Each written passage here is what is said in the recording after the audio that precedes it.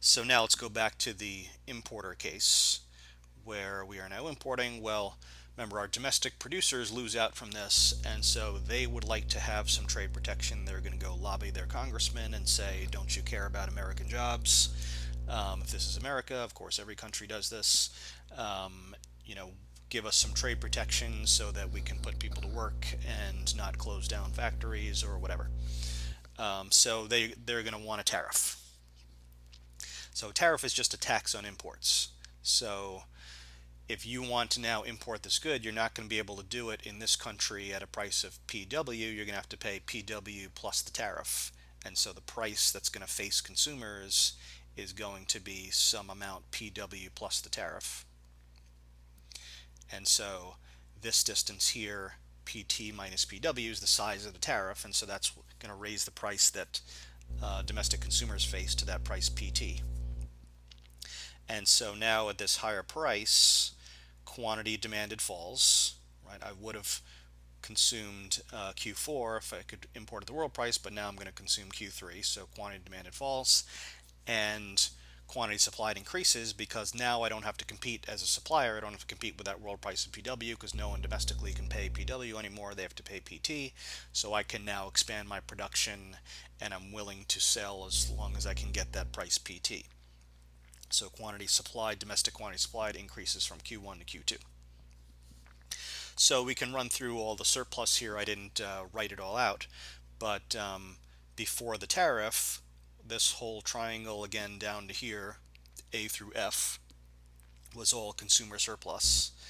And remember, producers just were left with this little area G. Now producers gain C, and again, that was a transfer from consumers to producers after the tariff. And consumers now have this surplus A and B, right? So we have consumers with A and B, we have producers with C and G, right? So none of that was lost.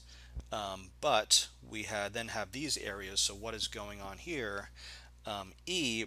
So remember, this is the size of the tariff, and this is the new level of imports. Because if I have quantity demanded here and quantity supplied here, our domestic consumers still want to import. It's just that imports have fallen. They were Q4 minus Q1. Now that's going to be Q3 minus Q2. So this is number of imports times the tariff.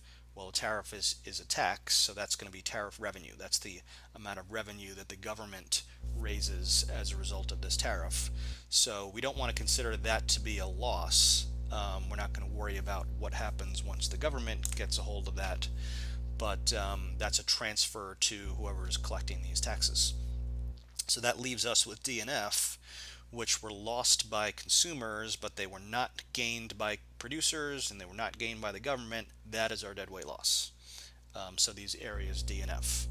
And what's going on here is that over here in F, this is lost consumer surplus because consumers are willing to buy less, and so they would have gained this surplus F by consuming more out to Q4 and being able to pay PW. So that's the lost surplus from consumers, being priced out of the market.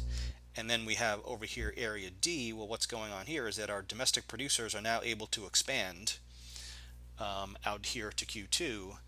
But remember, the rest of the world is able to produce this thing at a price of PW. Basically, all we want to buy at PW, we're able to buy. So it's inefficient to have these domestic high cost producers, because clearly they must be higher cost than the rest of the world if they're only willing to supply at a price above PW, where the rest of the world would have been willing to supply at PW.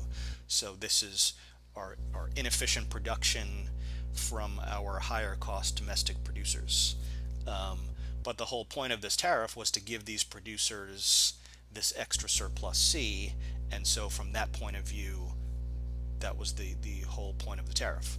So it did give producers more surplus, but at the expense of consumers and at the expense of creating some deadweight loss. One more thing, it's more common to do a tariff, but you also might see a quota as another way of having a trade restriction. So instead of setting a price that says you now have to pay that PW plus the tariff, and so therefore pay this price PT, we can set a quantity instead of price. So here we set a price and we let quantity adjust. Quota is just kind of doing it the other way around. We're going to set a quantity and let the price adjust.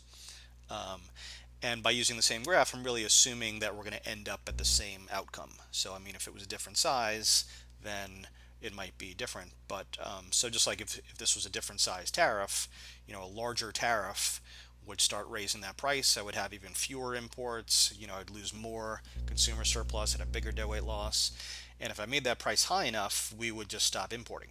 I would no longer be an importer once the price reaches that point. So I assume that the quantity, let me set a quota of this quantity. So Q3, so we're only going to allow this many imports. And so remember, that became our number of imports before, the difference between quantity demanded and quantity supplied. So I'm only going to allow that number of imports. Well, that has essentially exactly the equivalent result of setting this size tariff, because this size tariff resulted in this many imports. Or I'm just going the other way around. I'm going to only allow this many imports, and I just made it so that it works out the same. Well, then that's going to cause the price to rise, right, to be consistent with that number of imports. The difference is this, since it's not a tariff, this is no longer tariff revenue. So what is this? Well, if you have an import quota, then you're going to need some kind of license in order to import, and those licenses have value. And what this is, so the value of license is, now that the price essentially is going to rise to PT because of this restriction, and the world price is PW, well, then the value of an import license is the difference between these two prices, right? The price that I'm going to have to pay in this restricted market versus the price that I could have bought in the rest of the world. I now have a license to import, so there's a value to that import license, and that is going to be the value per license. And so times the number of imports, that's the total value of all those quota licenses, sometimes called quota rent. And so it's just a question of who is going to get that value. It could be that the government auctions it off, and so the government could actually make it pretty much equivalent to a tariff. Or sometimes what happens is the foreign government would actually have the right to issue those licenses, in which case they would get the value, so it might be part of some kind of trade negotiation.